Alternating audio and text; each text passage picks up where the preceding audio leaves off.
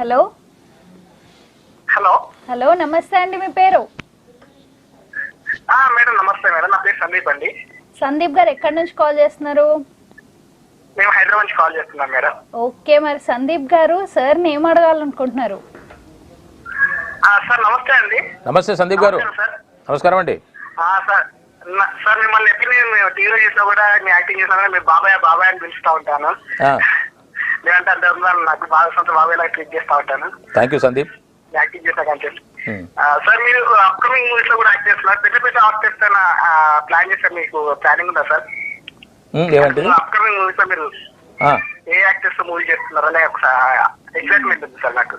ఇప్పుడు ఈ movies upcoming movies అని అంటే మనం చెప్పలేము. కొన్ని సందర్భాల్లో కొన్ని విచిత్రాలు జరుగుతుంటాయి.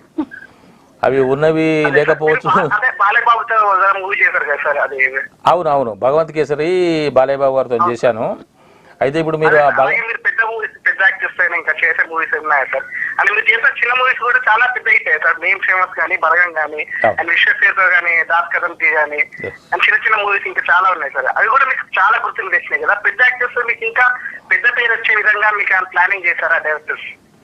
చేస్తున్నాను. ఇప్పుడు ఒక 3 పెద్ద అగ్రనటులతోనే చేస్తున్నాను. పేర్లు చెప్పలేను తమ్ముడు, పేర్లు చెప్పలేను. ఎందుకంటే ఆ సినిమాలు ఎప్పుడు ఏమిటి అన్నది మనం ఉండవు గ్యారంటీగా. కాబట్టి చేయటం మాత్రం చేస్తున్నాను. 3 సినిమాలు పెద్ద అగ్రనటులతో చేస్తున్నాను.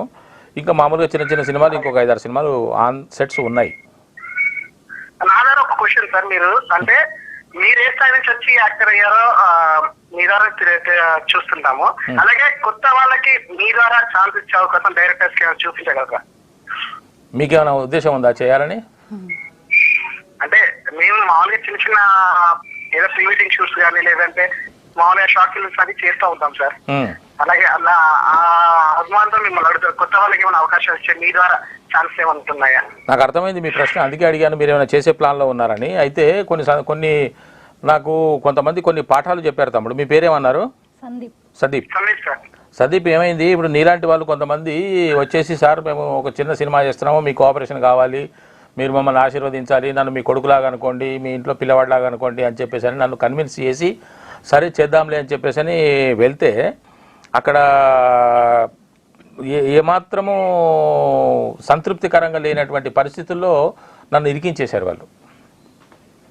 అదే సార్, మీరు చేసిన అనుభవం బట్టి మీరు చెప్తున్నారు. సరే సార్, అదే మరి అందుకే ఇప్పుడు చేయాలన్న కోరిక నాకు ఉన్నా కూడా నీలాంటి వాళ్ళకు చేయూతను అందివ్వాలనేటువంటి అభిప్రాయంతో నేను కన్విన్స్ అయ్యి వాళ్ళ దగ్గరికి వెళ్తే చేస్తే వాళ్ళు ఆడుకున్నారు అనుకో నాతో. అందువల్ల ఇప్పుడు ఇక నేనేమనుకుంటున్నానంటే అటువంటి వాటికి జోలికి వెళ్ళకపోవడమే కరెక్ట్ ఏమో. మనం అనుకున్నది ఒకటి, అక్కడ జరుగుతున్నది ఒకటి. వాళ్ళు మిస్యూజ్ చేసుకుంటున్నారు నన్ను. ప్రాపర్గా వాళ్ళు నాకు చెప్పిన విధంగా నా క్యారెక్టర్ కానీ, నా యొక్క డేస్ కానీ వాళ్ళు వాడుకొని ఉన్నట్టయితే, నన్ను సంతృప్తిపరిచినట్టయితే నేను అటువంటి వాళ్ళకు సహకారం చేయడానికి సిద్ధంగానే ఉంటుంది. కానీ బలవంతంగా ఇప్పుడు నాతోని నో అనిపించాల్సినటువంటి పరిస్థితి వాళ్ళే కల్పించారు. ఇది నేను చాలా బాధాకరంగా చెప్తున్నటువంటి విషయం తమ్ముడు. అలాగే అర్థమైంది సార్. అంటే ఒక మాట సార్, అక్కడ సైకిస్ట్ అక్కడ దాకా వచ్చి కష్టపడుతుంటే మీ సాయం ఏమైనా చేయగలుగుతారా? ఎక్కడ దాకా వచ్చి అంటే మీ యాక్టింగ్ దాకా వచ్చి చిన్న చిన్న క్యారెక్టర్స్ చేసే వాళ్ళకి మీ ద్వారా సాయం చేయగలుగుతారా? డెఫినెట్గా చేస్తాను నేను. డెఫినెట్గా అట్లా చేయడానికి నేను ఎప్పుడు ముందుంటాను. కానీ దాన్ని వాడుకునే పద్ధతిలో తేడా ఉంటుంది. అవతల వాళ్ళు సరిగ్గా వాడుకోవటం లేదు.